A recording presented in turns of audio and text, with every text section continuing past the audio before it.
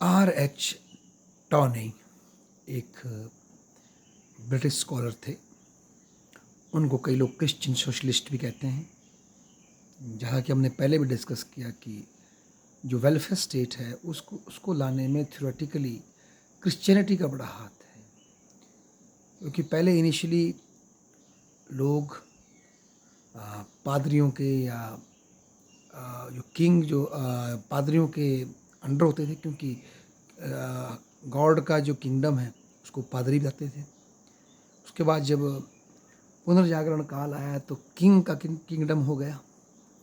Enlightened king के kingdom में, जो कि रिलीजियस फेथ को स्वीकार करता था, आप उसकी प्रजा हो गए।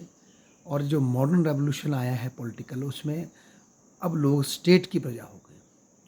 थ्योरी वही है कि आप किसी के अधीन हैं, वो ही आपका भला करेगा। मतलब एक लिबरल उद्धार करने वाली संस्था है। तो R.H. टानी अपनी दो वर्क्स, वैसे तो वर्क्स बहुत से हैं उनके, पर एक्यूजिटिव सोसाइटी और इक्वलिटी में विशेषकर वो समानता पर फोकस करते हैं।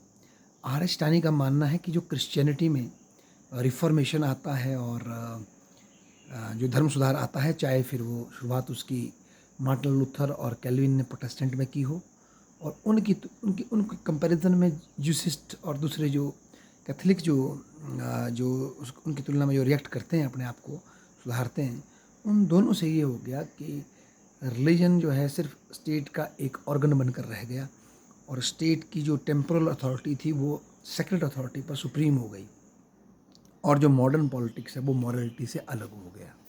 और ऐसे में मैकाइविलियन जो पॉलिटिक्स की जो डेफिनेशन है वो कॉमन सेंस बन गई। Politics has nothing to do with morality हो गया।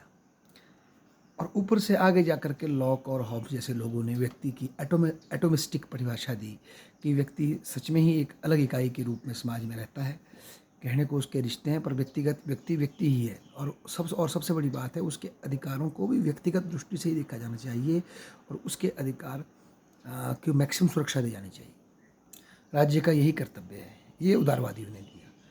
इसकी वजह से R.H. टानी ये मानते हैं कि जो वर्तमान असमानताएं हैं उसको व्यक्ति स्वीकार कर लेते हैं, जबकि असमानताओं को स्वीकार करना एक तरह से असफलता है मानवता की, जो कि मानवता आपसी एकता को समझ नहीं पा रही। इस बात का प्रूफ है। पर हम इसको क्यों स्वीकार करते हैं? क्योंकि हिस्टोरिकली ये घटनाएं घटी। R.H. टानी ऐसा कहते हैं। इसकी वजह से ही व्यक्ति ऐसे डिफाइन हो गया कि आपका मतलब है बस एक्यूमुलेट करना, व्यक्ति का एक्यूमुलेट करना, पर्सनली एक्यूमुलेट करना, ना कि जो सोशल कॉपरेशन को देखते हुए अपनी सक्सेस को समाज में बांटना, वो नहीं देखना।